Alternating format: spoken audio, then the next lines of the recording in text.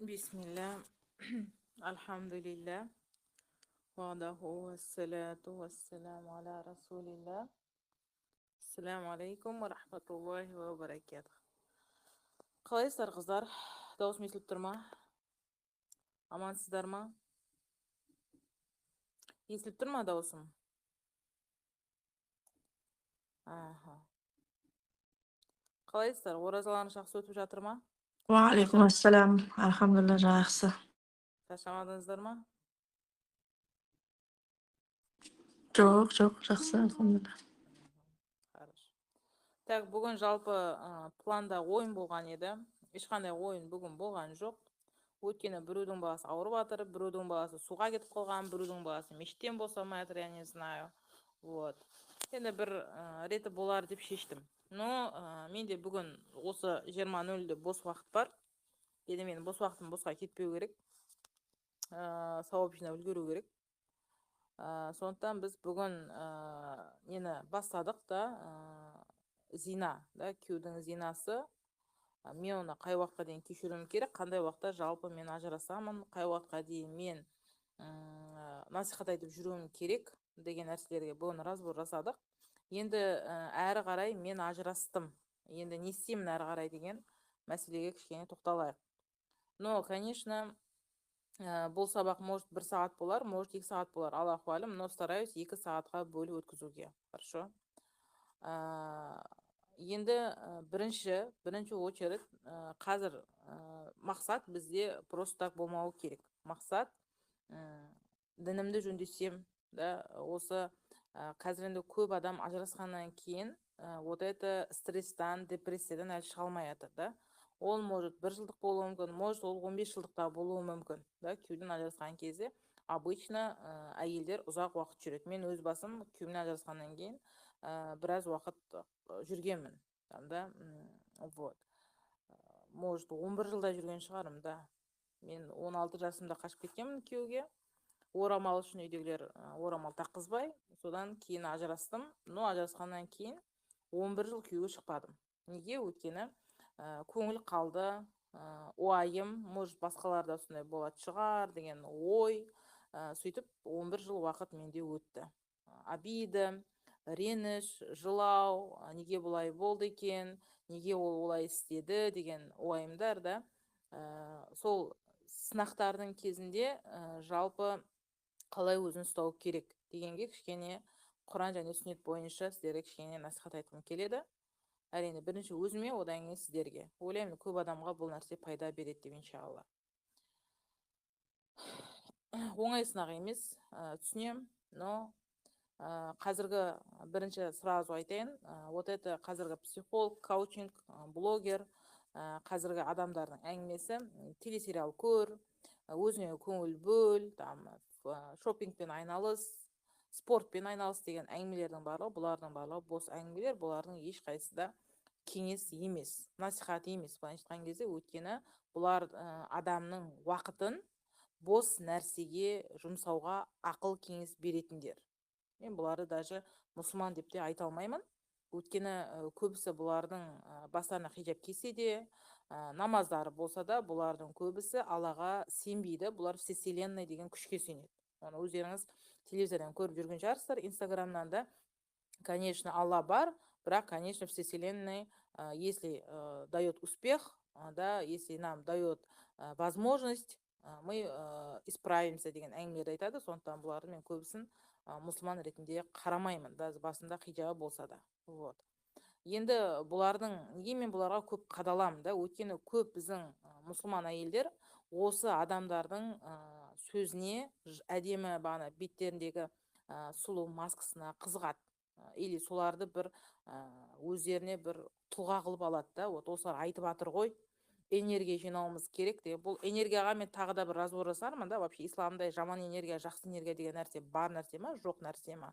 Энергияны қайдан алу керек деген бір темалар көтеріліп жатыр екен тоже. Вообще бұл нәрсеге тоже келетін боламыз, иншалла. Вообще. Енді көп әйелдер солардың сөзіне сеніп, да, бағандай еріп жатыр. Өйткені сестра айтты. Вот.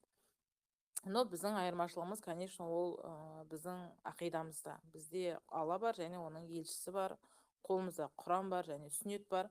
Сондықтан біз олардың сөзіне де, біз олардың мотивациясына да, біз олардың бағанағы айтқан насихаттарына біз мұқтаж емеспіз. Біз мұқтаж емеспіз ешқандай біреудің сөзіне, біреудің психологиялық семинарына деп айтайыншы, тренингтерге, марафондарға, я не знаю, там типі жаныңды емдеймін деген сабақтарына бітпейтін біз мұқтаж емеспіз.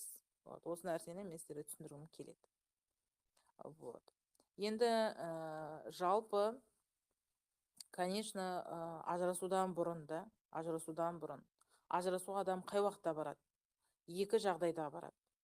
Біріншісі аш болған кезде, екіншісі қорқыныш болған кезде. Аштық деп отырғаны бұл бағанағы аштан өлу емес. Еркек ризық таппаған бастаған кезде. Үйде аздан кешкене жатады, далаға шықпайды, аздан кешкене қолында телефон, не балаға көңіл бөлмейді, не әйелге көңіл бөлмейді. Бірдеңе десең бетіңе арп етіп сөйлейді, да? Вот осы кезде көп әйелдер бізде ажырасады. Да? Өйткені әйел бүкіл нәрсенің бәрін мойнына алады, енді басқа амал жоқ. Сосын енді әйел болғаннан кейін ол әйел әлсіз, ол бір күні барып сынады. Сынған кезде ажырасады. Вот. Ол бірінші біздегі себеп. Екінші себеп бұл тыныштықтың болмауы.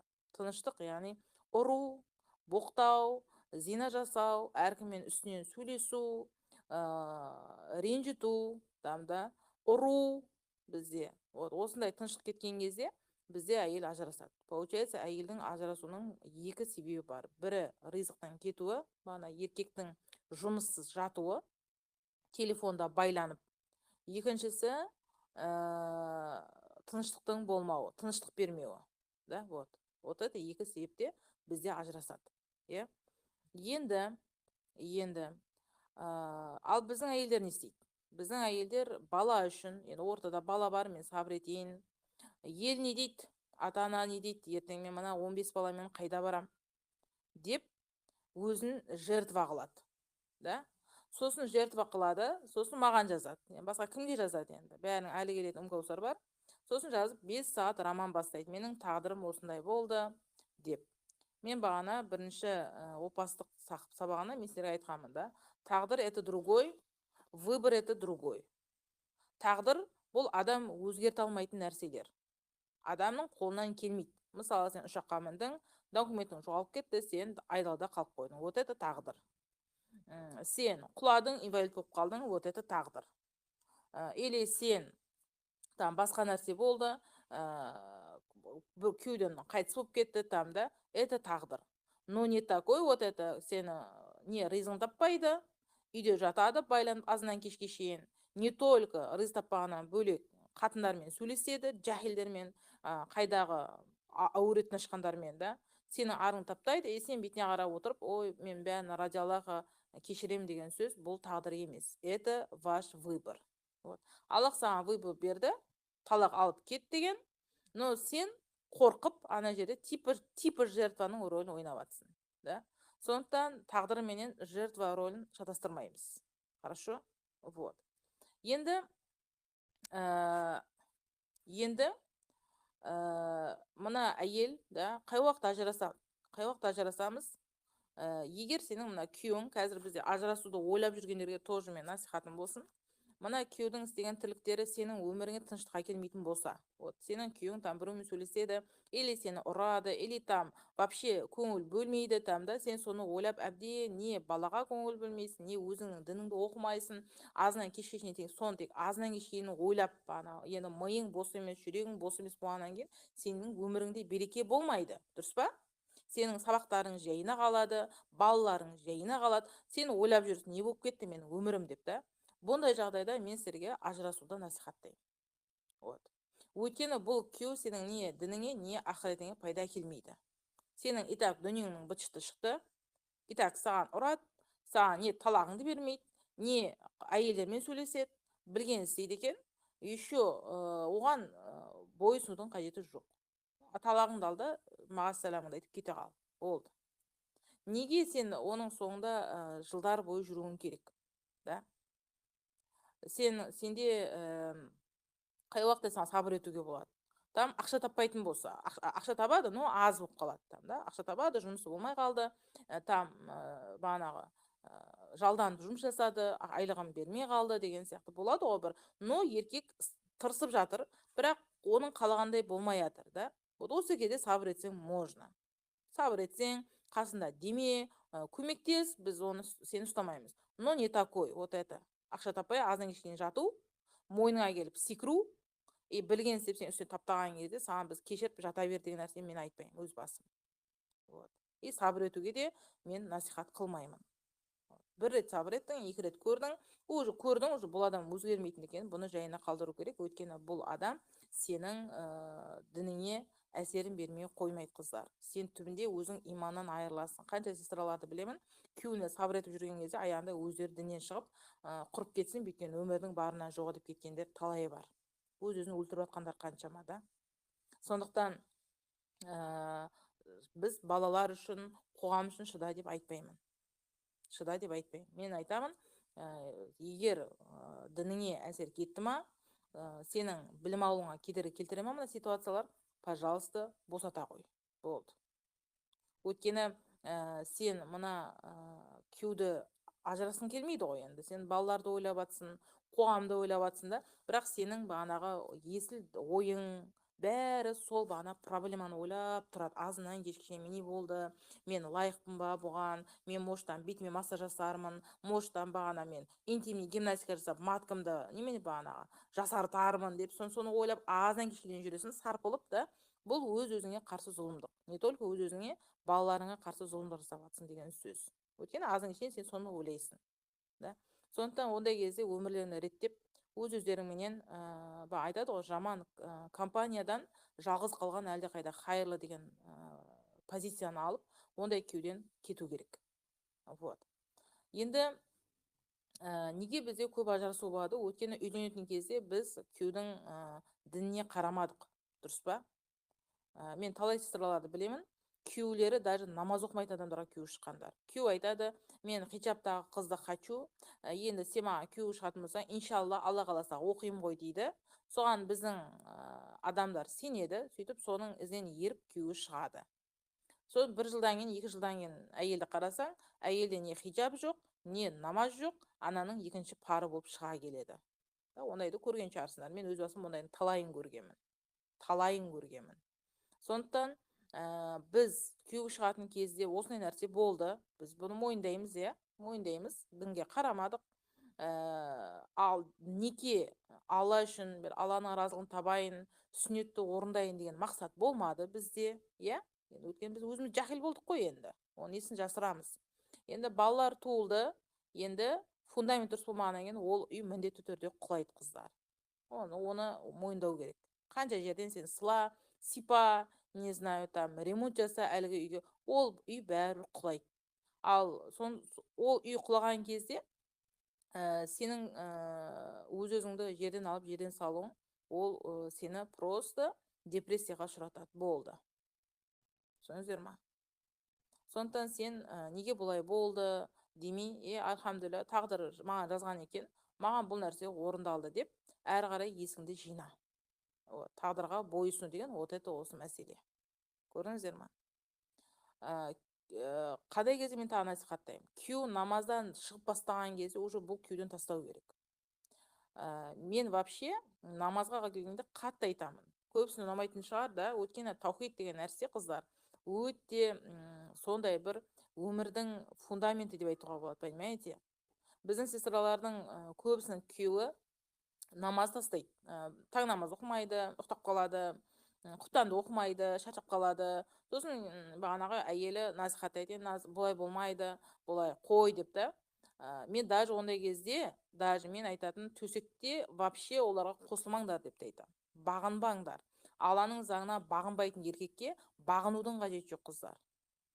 Маған да айтатын шығар, сіз хадиске қарсы шықтыңыз деп. Пайғамбар саламда сәжде ет десе, әйелдің күйеуіне сәжде етері деп бұйырар едім деген хадисін алып келеді. Бірақ бұл қандай күйеу болу керек? Алланың заңына бағынатын күйеу болу керек. Понимаете? Алланың заңын таптап, үстінен қалай болса солай жүретін күйеуге бағынудың бір тиынға қажеті жоқ. Сондықтан күйеу намаз тастады ма, күйеу Аллахтың шекарасынан шығып зина жасап бастады ма, пожалуйста, отпускайте. Болды. Мағассалам, рахмет. Сосын ажырастың, мақұл.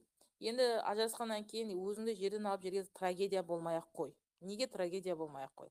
Өйткені ажырасқан ты не первый и ты не последний. Вот, запомните это навсегда. Бұл өмірде қанша әйел бар ажырасып жатқан, қанша әйел бар қосылып жатқан, да? Қанша әйел бар күйеуі тастап кетіп жатқан, күйеуі өліп жатқан, күйеуі оған опасыз жатқан, ты не первый и ты не последний. Вот. Конечно, трудно, но жылайсың, ауырасың, но запомни, ты не первый. Вот.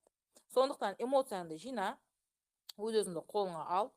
Сөйтіп не істе, бірінші кезекте үлкен трагедия, бұл трагедия, қандай егер сен кәфір болып кетсең, вот это трагедия. Вот сен діннен шығып кетсең, вот это трагедия. Сен күфірге батсаң, вот это трагедия. Ширк жасап жатсаң, вот это трагедия. Но ажырасу не трагедия, қыздар. Вот, осы запомните это, осы нәрсені. Не надо бір ажырасуға бола баны проблема қылу. Конечно, ауыр, түсінем, мен өз басым өттім, айттым ғой, 11 жыл бойы мен үйленбегенмін, осындай стресстің кезінде жүріп, ол кезде мен жахил болғанмын, ақымақ. Әр сөзіне сеніп, ойбай, енді жөнделетін шығар деп. Но, оказывается, ондай нәрсе күтудің қажеті жоқ. Сондықтан менің қателігімді қайталап, өмірлеріңді босқа өткізбеңдер деп айтқым келеді. Вот, ол бірінші нәрсе. Екінші, сынақ келді, да? Енді сынақты, мынаға бір жазып отырайыншы. Бірінші трагедия қылма деп жазып қояйын. Түсінікті деп ойлаймын, да? Трагедия қылма ажырасуда. Талақты. Екінші, көп адам ажырасқан кезде дінді жек көріп кетеді, қыздар. Оны өздеріңіз көріп отырсыздар, да? Ажырасқан кезде көп адам дінді жек көріп кетеді. Мен айтқым келетіні, сенің ажырасқаныңа Құдайдың не қатысы бар? Құдай кінәлі ма? Әлде сүннет кінәлі ма? Ешкім кінәлі емес қой. Дұрыс па? Екеулердің ажырасуларың болды, тағдырда ол орындалды. Сондықтан көп әйелдер бізде бағана дінді жек көріп кетеді, да, что бәріне дін кінәлі. Сөйтеді, не істеп бастайды? Хиджабын шешіп бастайды. Да? Хиджабын шешіп тастайды, даже кейбіреулер арақ ішіп кетеді, вообще әркім өзінің білген істеп кетеді. Сондықтан сенің ажырасқаныңа Алла или оның діні или пайғамбарымыздың сүннеті кінәлі емес. Да? Араларындағы болған түсініспеушілік үшін, араларындағы болған фитна үшін, күйеуіңнің былығы үшін, Алланың қатысы жоқ, Алланың кінәсі жоқ бұл жерде. Сондықтан бүкіл еркектердің бәрін кінәлама сосын. Біздікілердің бәрі бүкіл еркекті ату керек, қолдарына мылтық беріп қойып дейді, қатындардың қолына мылтық береді, оларды ату керек. Өйткені олар өмірде керек жоқ, өйткені олардың бәрі опасыз. Жоқ. Мұсылман әйел бір адамның кінәсі үшін бүкіл мұсылманға кінәні артпайды. Және ол Аллахты жек көріп, Аллахтың дінінен шығып кетпейді. Сондықтан екінші айтатын нәрсе, да, дінді кінәламау. Дінді кінәламаудың ішіне кіреді оқымау. Енді ажырасқаннан кейін бұл стресске батады. Содан кейін білім алу деген нәрсені тастайды, қыздар. Бұл қателік. Қаншалықты діннен алсайсыздар, вот это ажырасуға болады, өмірлеріңіз соншалықты қиындап бастайды. Ажырасқан кезде керісінше Аллахтың дініне жабысу керек. Сені тұңғиықтан алып шығатын жалғыз жіп, ол таухид қана. Одан басқа жіп сіздерді құтқармайды. Сондықтан сіздер түсініңіздер, керісінше вот это коучинг, психологтардың айтатын өзіңе көңіл бөл, фитнес жаса, немене бетіңе массаж жаса, өзіңнің қалағаныңды алып баста дейтіндер, бұлардың барлығы сені одан сайын құрдымға батырады. Өйткені бұл жіптердің ешқайсысы сені таухидқа байламайды. Бұл жіптер сені уақытша алдайды, ақшаңды аласың, шопинг жасайсың, ақшаңды аласың, массаж жасайсың, бұның бәрі уақытша аяқталады. Болды. Әрі қарай тұңғықтан сынақ қалып қоясыздар. Сондықтан қолыңда ақшаң бар ма, сынаққа іліндің бе, таухидқа барып ілін. Последний сенің ілінетін жібің сол болу керек. Понимаете? Не там шопинг, не там бағанағы телесериалдар қарау, өзіңе көңіл бөлу жоқ. Сені құтқаратын только жіп бұл таухид қана, қыздар. Осыны түсініңіздер. Үшінші нәрсе, бұл таухидтың жібіне байлану деп қояйын. Тағы да мен жаманатты болармын, да. Мен түсініп отырмын жаманатты болып жатқанымды, но басқа амал жоқ қыздар. Айту керек. Таухид айтса бәрі жек көреді, но сол жіптен басқа бізді құтқаратын жіп болмай тұр қыздар. Соны түсініңіздер. Мен бұны еркенен айтып жатқан жоқпын. Әбден нәпсіге ұнамайды, да. Аллаға жабыс, Алладан айырылма деген, конечно, ауыр, но одан басқа құтқарушы жоқ бізді қыздар. Түсініңіздер соны. Одан басқа бізді құтқарушы жоқ. Түсініңіздер соны. Вот. Одан кейін есіңе сал. Сен ажырастың, күйеуді жоғалттың, бірақ мен Алланы жоғалтқан жоқпын деп өз-өзіңді жұбату. Алла алды, Алла басқасын береді. Алла ажырасуды адамға халал қылды, да? Бірақ бұл Аллахтың жек көрген нәрсесі бұл ажырасу, да? Бірақ бұл бұны жек көріп тұрса да бізге бұны халал қылып берді. Понимаете? Бұл не деген сөз?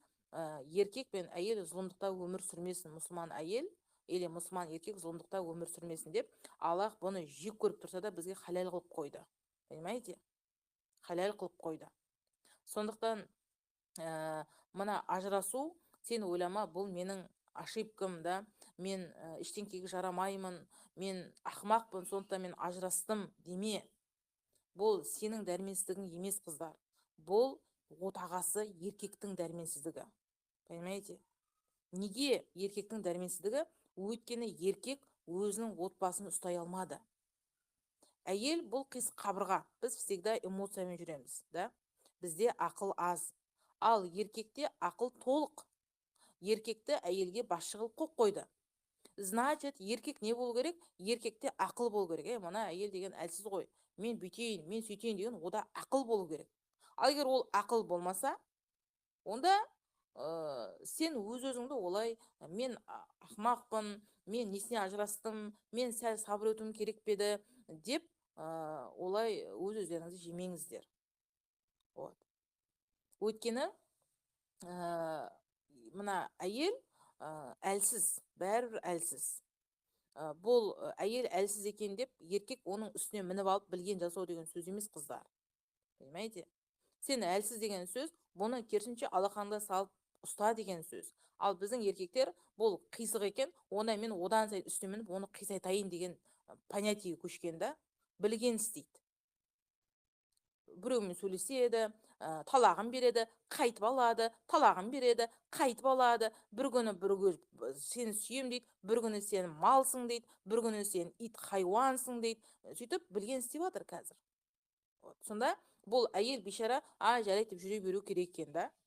Еще ол ажырасады, ажырасқаннан кейін еще ол бағанағыдай пессимизм болады екен, да? Ойбай, болды, мен ақымақпын, мен сабыр етуім керек еді. Жоқ қыздар, керісінше оптимист болыңыздар. Оптимист болыңыздар. Күйеу ештеңкесін жоғалтпайды, байқайтын шығарсыздар. Күйеу ажырасады, 2 ай болмай жатып басқа қатынды алып алады. Білетін шығарсыңдар, да? Ал неге онда біз уайымдап, қайғыға батып жүруіміз керек екен, қыздар? Неге сен бұлай жүруің керек? Неге сенің күйеуің қайраңдап, рахаттанып, кайфовать етіп өмір сүру керек? Ал сен болсаң, мына қайғы жұтып, уайымдап өмір сүруің керек. Бұл екеуі тең емес, қыздар. Сондықтан кетті ма? Кетті. Молодец, сен бұл шешімді қабылдадың, ажырастың ба? Әрі қарай дінімді жөндеу үшін өміріңді сүр. Болды. Сен Алланың заңына бағынбайтын еркектен бас тарттың. Сен андай-мындай әйел емессің. Сен дін үшін соғысып жатқан әйелсің. Отыны түсініңіздер. Бұл сенің жихадың.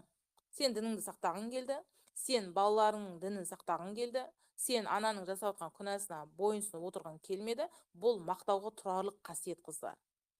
Түсініңіздер осыны. Бұл өзіңді айыптайтын амал емес. Мен ақымақпын, мен семіз болғасын, мен толық болғасын, ол басқа әйелді таңдады, мен сабыр етуім керек. Бұл айыптайтын амал емес, қыздар. Бұл керісінше басыңды көтеретін, мақтауға тұрарлық әйелдің ісі. Өйткені бұл әйел діні үшін ажырасты. Вот.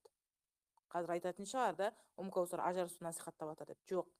Мен ажырасу насихаттаймын. Қашан адам Аллахтың дінінен шығып бастайды, мен сразу болған ажырас деп бастаймын. Болды. Енді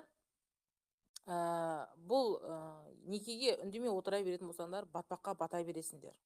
Аздан кешкенен жылап, аздан кешкенен только баған стресін басу үшін біреулер тәтті жейді, біреулер ащы ішеді, біреулер неше түрлі типі жаныңды дамытып жатырмын деген психологтардың, коучингтердің несіне лекциясына қатысады. Типі дамып жатыр, но түбі жоқ, да, түбі жоқ. Сөйтіп адам бата береді, бата береді, бата береді. Сондықтан жоғары қарай көтергің келе ма, дамығың келе ма, стресстен, құдықтан шыққың келе ма, онда білім алып баста. Араға төртінші нәрсе ол білім алу деп жазып қояйын.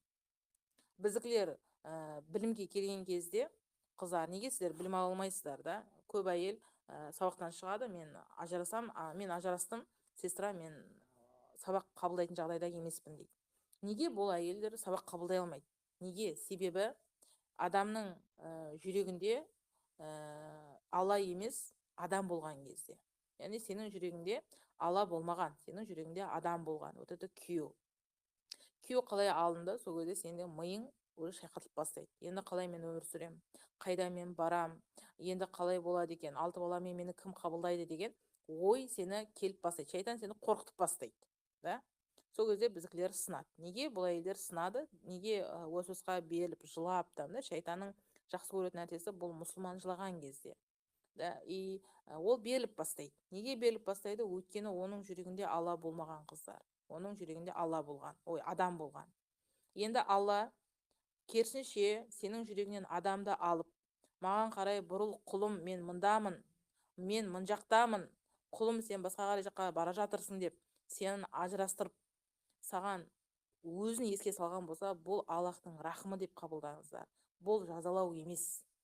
Сондықтан Раббыңа шүкір етіп, Раббым шүкір, менің жүрегімде күйеуім болған екен, мен бұны шығардым. Бұрын ризықты күйеуім табады деп ойлайтын едім, ризықты беретін сенсің ғой. Осы мына балдарды тудым, күйеу деп едім, акасы бұл балаларды берген сен екенсің. Мен тәубемді жасайым, өзіңе бұрылам, менің жүрегімнен енді және миымнан мына күйеуді шығар. Мен білім алып бастайын, маған көмектес деген дұғалар жасалыну керек, қыздар. Біздікілер оны жасамайды. Біздікілер бағанағы сәл-сәл уасуасқа еріп, сонымен стресске батып, бүкіл сабақтан шығып, не өмір сүрген емес, не өлген еместің кейпін киіп өмір сүреді. Бұндай өмірге қажет емес оралып, қыздар. Егер действительно әрі қарай өмір сүргілерің келетін болса, білім алып бастаңыздар. Не надо, неге бұлай болды деп қайта-қайта бағанағы нәрселерді еске салып, тамда жылап, да? Керісінше өміріңді жаңадан бақыттап үйреніңдер. Дәріс тыңда, ақидаңды күшейт, таухидыңды оқы, қайтадан 3 негізді оқы. Конечно, 3 негіз, конечно, скучно. 4 қағида тоже скучно, да? Вот осы скучный кітаптар сені алып шығады. Понимаете? Осы кітаптар алып шықпаса, басқа кітаптар алып шыға алмайды сіздерді. Сендерді мен де деп айтайын, да? Сосын неге шайтан осы кезде сені өзінің қарамағына алады, да? Сен білім алмайсың ғой. Сен азынан кешке дейін тамақ, азынан кешке дейін уайым, енді не болады, енді қайтем деп жұмысқа шығасың, тамда пақайттап, енді балаларды бағу керек деген сенде желеу бар баған ат жағыңда. Ажырастым ғой деген желеумен шығасың. Сенде білім жоқ кезде шайтан сені спокойно жолдан тайдырады. Өйткені сенде защита жоқ. Шайтанмен күресетін жалғыз құрал ол білім, таухидтың қылышы ғана. Ол қылыш болмады ма, шайтан саған білген істейді, қыздар, білгенін. Басыңа келіп отырады, неше түрлі нәрсені айтады, бүкіл еркектің бәрін ату керек, сен болды құрыдың, сен енді 6 баламен қайда барасың, сен деген вообще лайық емессің, Құдай сені тастаған, Құдай сен дұғаңа жауап бермейді. Сенде қылыш жоқ. Сенің оған қарсы тұратын қылышың жоқ. Сол кезде көбілеріңіз сіздер стресске батасыздар. Өйткені қолда қару жоқ. Көрдіңіздер ма? Сондықтан 5-ші нәрсе бұл шайтанға қарсы құрал тек қана білім. Білім алу керек. Білімсіз болмайды. Зікірге оралыңыздар қайтадан. Таспихтарға орал. Не надо бағанағы ютубтағы уағыздар. Ютубтағы уағыздар бұлар эмоция, қыздар. Бұлар только эмоция. Қазір бір минут.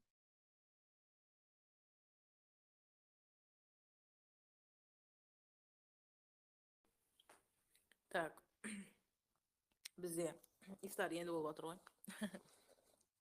Так, дальше. Енді уағыздарға оралайық. ютубтағы уағыздардың бізге қажеті жоқ, қыздар. Ол уағыздар эмоция шақырады адамға. Эмоция бұл 1 сағат 2 сағаттан кейін кетеді, қыздар. Жылайсың, 1 сағат тақуа боларсың, одан кейін қайтадан өзіңнің әуеніне бастайсың. Стрессіңе батасың, балдарға айқайлайсың, да, өзіңді жерден алып жерден салып бастайсың, да. Сондықтан уағыздан бұрын қандай уағыз тыңдайсыңдар? Таухидтың уағызын тыңдау керек. Қайтадан таухид, тағы да.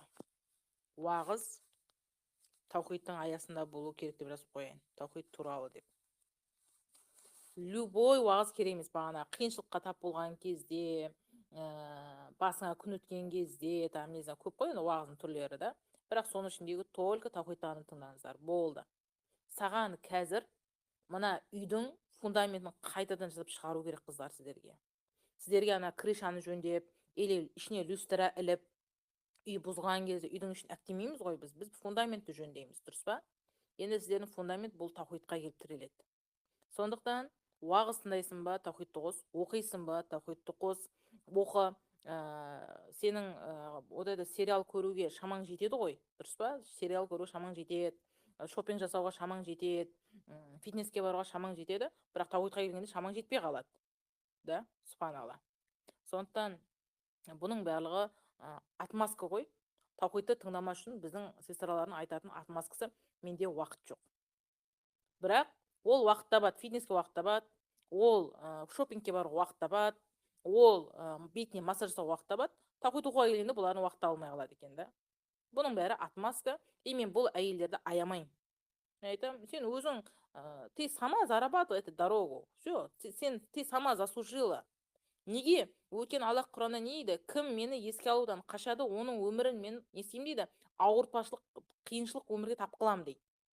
Саған Аллахтың заңын айтып отқан кезде сен бұған отмазка бересің: қолым бос емес, кейін оқимын, қазір миым бос емес, қазір менің жүрегім бос емес, мен ажырасып жатырмын, менің күйеуім өліп жатыр, не знаю. Сен қаншалықты қашасың, соншалықты туыске қиын өмір саған келе береді, қыздар. Болды. Сондықтан вот это нәпсіңді жинап, ауырма, айт Аллаға: Аллахым, маған ауыр, маған жеңілдет, мен мына нәрседен шығайын деп, неңді жасап, дұғаңды жасап, әрі қарай таухидқа қарай оралуларың керек, қыздар. Одан басқа тағы да жол жоқ. Жылама дейміз, жыла, ішіңдегіні шығар. Бірақ кімге? Аллаға. Өйткені тек сол ғана сенің жаныңды түсінеді, сол ғана сенің жараңды емдейді. Мен емес, или там көрші подружка емес. Вот. Одан кейін сыну. Біздікілердің көбісі тоже сынады, сынақта, да. Тағы да сынбау үшін саған егер таухид керек. Неге біздікілер осы талақтың кезінде сынып қалады? Неге? Өйткені осыған дейінгі өмірінде көбісі таухид оқыған жоқ. Көрдіңіздер ма? Яғни қараңыздар, мен сендерге айтамын, всегда мысал қылып келтіріп айттым сендерге, да, осы уақытқа дейін, осы каналда, осы 15 жылдан бері жүр ғой мен қасындағылар. Мен сендерге айттым, таухид деген нәрсе бұл кеме дедім. Біз өмірде жүзіп келе жатырмыз дедім. Сендерге түсіндірдім. Мына кемеге толқындар пайда болған кезде кеме сынады, кеме адасып кетеді, кеме судың астына батып кетеді, дұрыс па? Толқын қатты болған кезде, дұрыс па? Енді осы кеме сапарға шығатын кезде ол біледі ғой енді, да, қазір толқын болады, мына кеме сынады, біледі ғой енді ол, дұрыс па? Енді ақылы бар адам білу керек қой. Не істейді ол? Ол кеменің желкенін мықтап байлап бастайды, дұрыс па? Мықты материалдар таңдайды, чтобы кеме аударылып қалмас үшін, дұрыс па? Кеменің жан-жақтарын бітеп бастайды, ішіне су кіріп кетпес үшін, дұрыс па? Кеменің төбесіне желкені қадап бастайды, чтобы қатты су болған кезде кеме басқа жаққа кетіп қалмас үшін, дұрыс па? Енді бұл ақылды адамның ісі, дұрыс па? Сен бәрі дұрыс дейсіңдер. Ал енді біз мына өмірде жүзіп келе жатқанда, біз ойланбаймыз ба, менің алдымда сынақ болады, алдағы уақытта мен сол кезде сынып қалмауым керек, бұл өмір осылай жалғаса бермейді, бірде ауыр сынақ болады, бірде қатты сынақ болады, мен алдын ала дайындала берейін ау деген адамда ақыл кірмейді екен. Осыны біздің адамдар ойламайды. Сөйтеді да бағана күнделікті дайын ас, дайын тамаққа үйреніп, тек кухняда сылп жүргеніне мәз.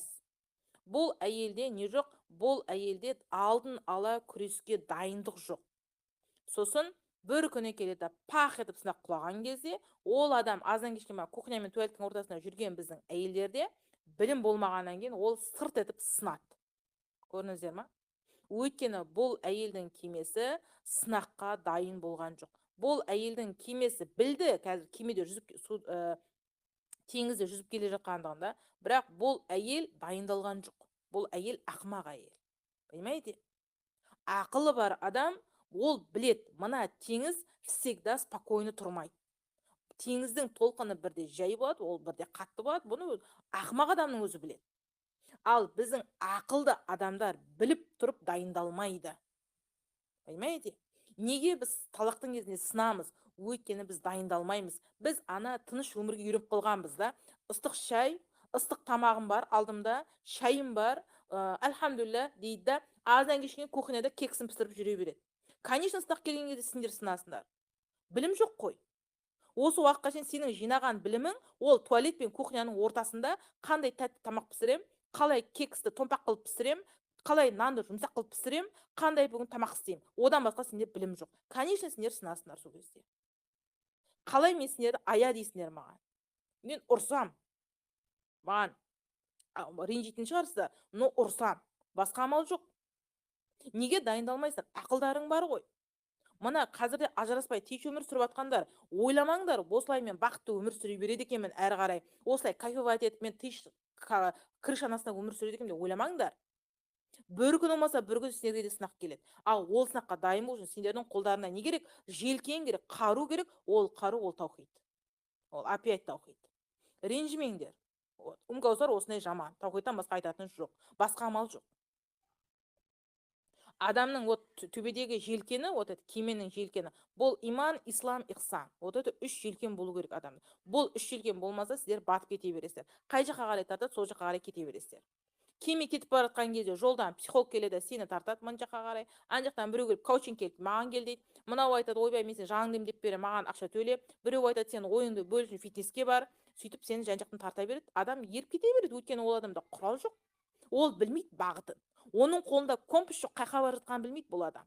Бұл адам просто адасып жүрген адам. Вот, ты заслужила это. Получи. Зачем маған сендерді аяп? Қалай маған насихат айт дейсіңдер осы кезде? Сен осы уақытқа шейін соны ойланбадыңдар ма сендер? Субханалла. Балам тақуа болсын, баламды сөйткім келеді, баламды бүйткім келеді дейсіңдер. Бала туралы кітап оқыдың ба десе, ештеңе оқымаған. Не туралы оқыдың бала тәрбиесін десе, ештеңе оқымадым. Бұл туралы даже ойламаппын ғой, ойла дейді. Ла хаула ва ла қуата илля билля. Сендер уаллахи айтайын да, бала тумайды десе да сендерге, сендер қай жерде емші бар, қалай бала көтеруге болады, сендер оқып бастайсыңдар. Сендер іздеп ба, YouTube керек па, TikTok керек па, қай жерде емші бар, қай жерде врач бар, сендер іздеп бастайсыңдар. Да, өйткені бала туу керек. А бала туғаннан кейін тәрбиеле деген кезде сендер ойланбайсыңдар, мына баланы тудым ау, мен баланы тәрбиелеу керек. Қалай тәрбиелеу керек? Давай мен осы уақыт тыңдап бастайыншы. Или мен лекция тыңдап бастайыншы, кітап оқып бастайыншы. Сендер ойларыңа кірмейді бұл нәрсе. Солай ма? Ертең мен өлем ау, мен ертең ақыретке баратын адаммын ау, ертең өмірімде сынақ болады ау, мен алдын ала дайындала берейін, мына азығымды дайындай берейін деп сонда дайындалмайсыңдар ма сонда сендер? Мен вообще таң қалдым сендерге. Сондықтан сынақ келмей тұрып, сынаққа дайындалудың жолын іздеңіздер. Мынараға 7-ші пункт бұл сынақтың алдындағы дайындық. Дайындық. Әрине ол таухид. Тағы да жазып қояйын. Жек көрсеңдер, жек көріңдер, басқа амалым жоқ енді. Одан басқа айтатын нәрсем жоқ мен сіздерге. Сонда әр адам мен өз басым өмірде көргендерімді айтып жатырмын. Мен өз басымда күйеуден де ажырасып та көрдім, менің күйеуім өліп те көрді. Мен екінші рет тұрмысқа шықтым, күйеуім өлді. Одан кейін тағы тұрмысқа шықтым, тағы балам өлді. Менде кеме бір орында тұрған емес. Кеме всегда, толқын деген всегда келе береді, бірінің үстіне бірін. Понимаете, сынақ деген бірінші жай болып бастайды, содан кейін үлкейеді. Одан кейін одан да үлкейеді. Неге деп ойлайсыңдар? Сені таухидқа қарай бұру үшін қыздар. Чтобы сен оралуың үшін сынақ көбейеді. Ал сендер не істейсіңдер? Сендер сынақ келген сайын таухидтан айырылып стреске батып, ең үлкен сынақ келген кезде діннен шығып кетесіңдер. Вот. Хиджабты тастайсыңдар, көбісі намазды тастайды, сосын тірәләлі көшеге билеуге шығады. Болды, өйткені өмірдің бәрі қиын, что мне так нельзя, что ли, дейді. Или там блог бастайды, бетіне 5 келіп тонна бояуды жағып, мен ажырасқанмын, балаларымды бағуым керек. Оправдание типа найдется, да, себе. Сондықтан қыздар, ондай нәрсе болмайды. Ойламаңыздар, бұл өмір бір жерде тұрмайды. Бір күні болмаса, бір күні сынақ келеді, ал ол сынаққа дайын болу үшін сіздер қазірден бастап дайындауларыңыз керек. Ал ол дайындық, ол тек таухид. Сондықтан қазірден бастап таухидтарыңызды жөндеңіздер. Бұл әрине бірінші бөлім, мен әлі бәрін 1 сағатқа сыйғыза алмай отырмын, өйткені мен қазір мағриб оқуым керек. Ана жақта естіп отқан шығарсыңдар, музыка ойнап жатыр, бала деген да жылап. Қайтам мамаға барам деген. Сондықтан ол жерден тоқтаймыз. Әрі қарай бұл нәрсе жалғасады. Иншалла келесі уақытта вот это талаққа қалай сабыр етем деген мәселелердің барлығына отдельно разбор жасайтын боламыз. Хорошо? Так, осы жерден тоқтайық. Субханак Аллахумма бихамдик, ашһаду ан ла илаха илля анта астағфирука ва атубу